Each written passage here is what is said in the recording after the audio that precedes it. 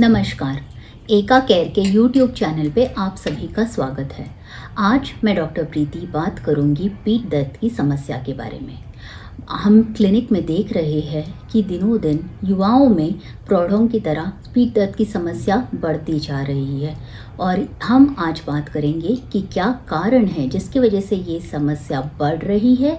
इसके लिए हम क्या कर सकते हैं, पीठ दर्द हो तभी और पीठ दर्द जब ना हो उसके लिए भी हम क्या कर सकते हैं। तो पहले हम शुरू करेंगे ये बता के कि रीढ़ की जो हड्डी होती है हमारे शरीर की सबसे मजबूत और सबसे लचीला भाग होता है।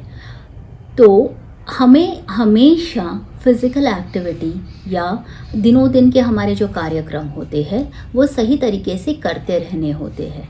सबसे बड़ा कारण जिसके वजह से पीठ दर्द की समस्या देखने में आ रही है आजकल वो ये है कि हम बहुत समय गैजेट्स के साथ बिताते हैं। हमारे वो लैपटॉप हो या मोबाइल हो या फिर घर बैठे बैठे टीवी देखना, इनके कारण हमारे शरीर में रीढ़ की हड्डी में स्टिफनेस हो जाती है। स्टिफनेस के कारण धीरे धीरे रीढ़ के हड्डी के बगल के जो कमर के मसल्स होते हैं, स्नायु होते हैं, उनमें कमज़ोरी आने लगती है और पीठ दर्द शुरू हो जाता है। ये सबसे सामान्य कारण हम देखते हैं। इसके अलावा कुछ और सामान्य कारण हैं, जैसे कि शरीर में विटामिन डी की मात्रा कम होना, सही तरह से पोषण न करना। यदि हम प्रोटीन्स शरीर में बराबर से न लें, हम अगर हमारे भोजन में प्रोटीन्स का सेवन सही तरीके से ना करें तो जो हमारे स्नायु होते हैं वो हमेशा वो रिपेयर एंड टेयर, ये हम जिसे हम कहते हैं कि हमारे जो शरीर की यंत्र है वो हमेशा वेयर एंड टेयर होता रहता है और उसका रिपेयर होता रहता है और उसके लिए प्रोटीन की ज़रूरत होती है। तो अगर हम प्रोटीन ना लें तो उससे भी हमारे स्नायु कमज़ोर पड़ सकते हैं।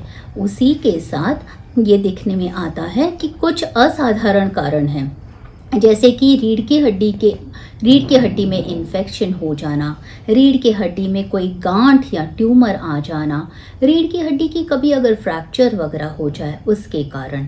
साथ ही साथ कुछ और समस्याएं हैं जिसे हम मेडिकल टर्मिनोलॉजी में स्पॉन्डिलोलाइसिस, सयाटिका, स्पाइनल कॉर्ड स्टेनोसिस ऐसे कहते हैं। ये सभी कारण हैं जिसके वजह से हमें पीठ दर्द की समस्या दिनों दिन दिखने में आती है। साथ ही में एक और बहुत बड़ी चीज़ जो नज़र आती है वो ये है कि प्रेगनेंसी के बाद, बच्चे के जन्म के बाद औरतों में काफ़ी हद तक कमर दर्द की शिकायत मौजूद होती है।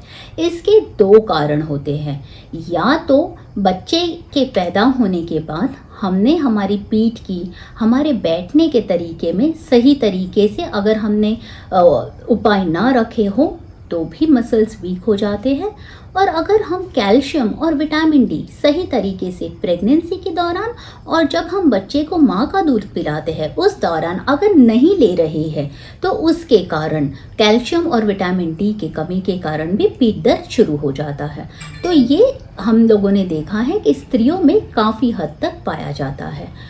अब अगर पीठ दर्द हो तो हमने क्या करना चाहिए, कब डॉक्टर के पास जाना चाहिए और कब हम घरेलू उपाय भी कर सकते हैं। डॉक्टर के पास हमें तब जाना चाहिए जब हमें पीठ दर्द की समस्या लंबे समय से हो या फिर वो समस्या इतनी ज़्यादा तीव्र हो कि हम दिन भर के कामकाज भी सही तरीके से ना कर पाए, या फिर एक मेडिकल इमरजेंसी के तौर पे 2-3 कारण होते हैं पीठ दर्द के साथ साथ। अगर हमारे पैर सुन पड़ जाए, पैर में अचानक से काफ़ी मात्रा में कमज़ोरी पड़ जाए, या फिर हम हमारे टॉयलेट के कंट्रोल खो बैठे, ये मेडिकल इमरजेंसी है और तभी हमें तुरंत डॉक्टर की सलाह लेनी चाहिए। बाकी समय पर हम लोगों ने एक बार डॉक्टर के पास ज़रूर जाना चाहिए, ये देखने के लिए कि कोई और वजह तो नहीं है कमर दर्द की। डॉक्टर हमेशा पहले जब हम डॉक्टर के पास जाते हैं तो वो डॉक्टर हमेशा, जैसे हम मेडिकल में वेट एंड वॉच अप्रोच कहते हैं, पहले वो ये आपको कहेंगे कि आप आपका खाना सही कर लीजिए ताकि आप जो न्यूट्रिएंट्स ले रहे हैं शरीर में वो सही मात्रा में जाए। आप आपका बैठने का, चलने का, सोने का तरीका चेंज करके देख लीजिए, उससे हमें क्या फ़र्क दिखता है। साथ में कोई हल्के पेन किलर्स और मसल रिलैक्सेंस दे देंगे अगर बहुत तीव्रता से कमर दर्द हो रहा हो और जो अभी अभी शुरू हुआ हो, उसके लिए वैसे दवाई देते हैं। साथ में फिजियोथेरेपी से बड़ा लाभ होता है। तो जब कमर दर्द थोड़ा हल्का से कम होने लगे तो डॉक्टर आपको फिजियोथेरेपी की सलाह देंगे। फिजियोथेरेपिस्ट पहले तो कुछ जिसे हम IFT या फिर अल्ट्रासाउंड हीट थेरेपी कहते हैं वो करेंगे। उससे आपके पीठ के मसल्स को रिलैक्स कर देंगे और फिर आपको कुछ एक्सरसाइजेस बता देंगे जिससे कि कमर के मसल्स को स्ट्रॉन्ग होने में फ़ायदा होने लगे। साथ ही साथ अगर डॉक्टर को लगे कि आगे की कोई तपास करने की ज़रूरत है, पहले तो डॉक्टर वहीं पे आपका तपास करेंगे ये कह के कि आपने पूरी तरह से सीधा लेटना है और बस अपना पैर जो है वो ऊपर की तरफ यूँ लेना है।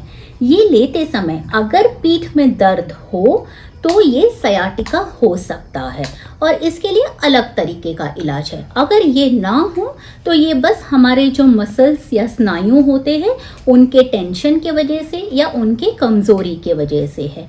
साथ ही साथ कभी कभार डॉक्टर एक्सरे, सिटी स्कैन या MRI कराना कह सकते हैं। कुछ बहुत ही असामान्य परिस्थितियों में हमारा ब्लड टेस्ट करना पड़ता है। कुछ बहुत ही असामान्य बीमारियां हैं जैसे कि अंकाइलोसिंग स्पॉन्डिलाइसिस, रूमेटॉइड आर्थराइटिस या फिर स्क्लेरोसिस। इन सब चीज़ों में भी कमर दर्द काफ़ी हद तक दिखने में आता है और इसलिए वो ना है ये देखने के लिए हमारे टेस्ट करना ज़रूरी होता है।